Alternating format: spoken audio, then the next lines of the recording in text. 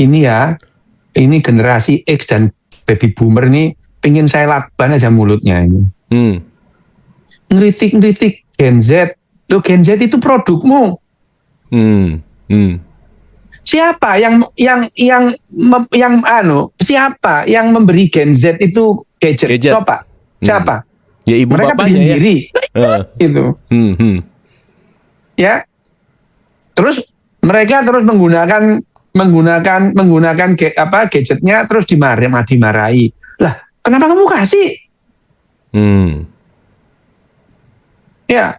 Makanya sekarang, karena kita sudah paham sekarang bahwa yang namanya anak-anak harus belajar dengan bermain, tidak bisa dengan menggunakan gadget. Ya, ini ada di buku Anxiety Generation itu ya, bukunya Jonathan Haidt itu. Ternyata ini ya, ini baby boomer macam saya ini. Itu dengan adanya revolusi digital itu, mereka tidak bertambah kecemasannya, tidak bertambah yang namanya depresinya. Generasi X juga enggak. Yang kaget adalah generasi milenial dan Gen Z, karena mereka pada saat mereka harus belajar dengan bermain, mereka tidak mengalami itu. Ya. Jadi yang masa transisi ini yang justru ya, yang tengah-tengah ya. Nah, sekali lagi, ya ini Gen Z itu adalah produk dari generasi X dan baby boomer. Lu kok kita ngeritik produk kita ini gimana sih? Ya kita yang salah mentreatment mereka. Mereka jadinya seperti ini. Makanya ya sebetulnya enggak apa-apa juga. Saya kan juga selalu memberikan disclaimer. Tidak ada salahnya kalau kita belajar atau mendidik orang dengan gaya Afghanistan atau Pakistan. Tapi jangan berharap populasi komunitas menghasilkan komunitas macam Jepang. Kita mendidik gaya Mesir kok mengharapkan Finlandia, ya nggak mungkin. Lu enggak apa-apa. Yang penting kita tahu kita sedang jalan ke utara, jangan berharap sampai timur, atau kita jalan ke barat tapi jangan berharap kita sampai utara. Lu enggak apa-apa. Ya, enggak apa-apa. Anak dikasih gadget ya enggak apa-apa, tapi tahu konsekuensinya ini apa. Makanya di Jepang enggak ada kita lihat anak kecil bawa gadget itu, anak SD, SMP enggak ada, nanti SMA pegang. Nah, itu culture-nya Jepang gitu ya, Dok? Nggak ada gadget? Iya, nggak ada. Nanti Mas Apu coba, mereka masih pegang buku loh. Di Starbucks masih mengerjakan di bukunya mereka. Ya sama. Nah, di Australia sekarang membatasi. Ya 16, betul. Ya 16 medsos ya itu. Medsos. Nah, memang kenapa disebut generasi Z ini, karena mereka yang lahir di tahun 95 itu urusannya ya memang dengan gadget tahun 95, berarti tahun 2007 itu mereka remaja kenal lah gadget. 2007 itu smartphone itu kan ada tahun 2007 itu. Kecemasannya menambah itu. Tapi kalau dilihat dari apa yang risetnya Jonathan Haidt itu, ini generasi X dan generasi baby boomer tak terpengaruh loh dengan mereka pengguna. Wow, baby boomer di Twitter tuh banyak, cengenges aja gitu. Ya. Mereka nggak berantem, cengenges gitu, ya. Ya. Di medsos itu baby boomer juga banyak. Tapi mereka tidak stres. Nah, ini juga yang menandakan bahwa sebetulnya anak-anak kita ini yang generasi Gen Z ini bukan mereka makin bodoh, enggak, mereka cerdas banget menggunakan anak kecil sekarang. Bisa malah anak-anak kecil yang masih 6 tahun itu bisa check out Shopee coba gitu. Bisa beli Shopee. Kita dulu nggak paham. Sekali lagi yang namanya teknologi tidak pernah merepotkan manusia, nggak pernah. Gitu. Oke. Ya sekarang kalau misalkan apakah AI itu bermanfaat? bermanfaat. Oh, kita kalau nggak ada AI mana bisa kita zoom-zooman seperti ini? Nggak bisa. Betul. Ya, Betul. itu Mas Abu mengkalibrasi, emang kalibrasi pakai apa kalau nggak pakai AI? Iya benar. Dan ini Ya, juga ini. hadiah Perang Dunia 2 balik lagi Dok. Nah, ini makanya sekarang sekali lagi kalau kita mengambil apa namanya standar bahwa yang namanya pinter itu adalah bagaimana kita mempertahankan kehidupan yang selama yang kita dimungkinkan gitu ya.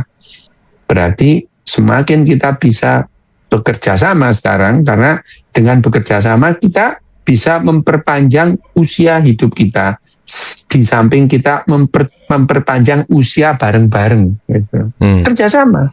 Tapi kalau kita berkompetisi, ya kita hidup ada orang lain yang mati. Ini yang namanya mungkin kita pinter secara individu, tapi secara spesies kita tidak pinter. Jadi kalau ciri-cirinya orang bodoh, kalau dengan standar kehidupan adalah orang yang membahayakan kehidupannya dan membahayakan kehidupan orang lain. Itu bodoh. Tapi apakah bodoh itu otaknya nggak kerja lah. Gitu. Tapi bagian bodohnya. Ya. Oke. Terakhir Dok, satu. Ya. Ini juga udah bicara ya tentang semua akan digantikan robot dan mesin sekali lagi gitu. Maka manusia akan banyak tergantikan secara pekerjaan apa dan lain-lain gitu. Dok Des melihat dan menyikapi ini bahwa mesin yang akan menggantikan manusia gimana Dok? Lah kan sudah terjadi. Mas Abun lihat enggak? Misalkan di tol terus ada mbak-mbak di pintu tol. Sekarang pertanyaan saya, Mas Abu lebih nyaman berhadapan dengan mesin atau dengan mas-mas mbak-mbak yang di jendela? Jadi pertanyaan, jawab jujur. Mesin Dok. Nah, itu. Iya, benar. Ya, di parkiran sekarang ada parkiran lebih nyaman kan? Lebih nyaman. Tapi dengan hilangnya mbak-mbak atau mas-mas di pintu tol, bukan berarti terus kemudian lapangan pekerjaan hilang. Ada lapangan-lapangan kerja baru. Pengawas mesin, ya, terus kemudian pembersih. Dengan adanya mesinisasi di pintu tol, lo itu pekerjaannya lebih banyak loh. Ya, sekarang kalau misalnya dokter ini Mas Abu ya, dokter ini tugasnya cuma 2. Tugasnya dokter cuma 2. Menentukan seseorang itu sakit apa, terus menentukan obatnya apa. Kalau ada robot dokter, cepat atau lambat, semua dokter akan diganti robot. Sama dengan dokter bedah ini, kalau ada robot tukang bedah, cepat atau lambat, semua dokter bedah akan diganti robot. Lu nggak usah baper. Saya dikatakan, tanya gitu, nanti kalau digantikan robot lah, kan enak saya cuma ngawasin robotnya. Iya benar. Benar. Lu kan enak, saya cuma ngawasin robotnya. Yang terima bayaran saya, lu kan enak. Ini kenapa sih kita ini baper banget itu? Cuman sekarang gini loh ya. Sekarang ini, Mas Abu, kalau jalan sekarang pakai map, Google Map atau pakai Waze kan? Iya betul. Oke. Kalau Mas Abu pernah di jalan itu atau sudah pernah di Jakarta menggunakan Google Map atau Waze, Mas Abu akan terbantu. Hasilnya akan bagus. Tapi kalau nggak pernah ke satu tempat, kita mati-matian percaya pada Google, bisa disasarin sampai ke makam. Benar. Ya. Jadi yang paling bagus sekarang adalah artificial intelligence atau AI ini bekerja sama dengan manusia, digunakan sepenuh-penuhnya untuk kepentingan manusia. Ya, dan itu yang sudah terjadi. Gitu. Dulu yang namanya departemen store tutup itu. Orang wah ini gara-gara AI tutup loh. Lah sekarang kan ada itu yang namanya kurir. Dulu kan nggak ada jasa kurir, nggak ada nganter. Oh itu sekarang banyak. Dengan adanya marketplace, pertanyaannya, apakah terus kemudian lapangan kerja jadi banyak? Lebih banyak. Ya, nah sekarang kali lagi, sekarang nanti kalau manusia semua pekerjaannya digantikan robot, Loh emang kenapa? Kan enak kita tinggal main-main aja itu. Bener dok. Ya, kita tinggal pelesiran, semua dikerjakan robot. Duitnya yang cari robot. Kita Nggak nikmatin apa-apa. aja dok ya. Lah, Keren, faktanya kan itu. Bener, Faktanya sampai sekarang kita itu menikmati hasil kerja robot. Loh kok kita takut, itu ada apa? Nah, terus ada lagi, ada yang, lu nanti kalau robot itu sadar, emang kenapa? Gitu. Terus kalau melawan kita, terus kenapa? Kita punah. Lah, manusia dulu juga nggak ada, suatu saat nggak ada. Nggak apa-apa, jangan baper lu. Manusia ini dulu pernah nggak ada, suatu saat nggak ada ya. Ya nggak udah aja apa-apa. sih ya. Nah, manusia ini pernah hampir punah gara-gara gunung meletus, nggak pakai robot itu. Bener. Ya, gunung meletus itu ada yang namanya gunung Toba meletus.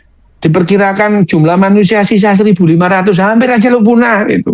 Bukan gara-gara robot itu. Gara-gara robot. Kalau semua misalkan lo kita itu bisa punah gara-gara penyakit, bisa. Ya. Orang Indian Amerika Selatan itu punah gara-gara penyakit yang dibawa oleh orang Eropa. Ya. Jadi misalnya sekarang saya nanya ini Mas Abu ya. Orang Indian Amerika Selatan punah gara-gara orang Eropa.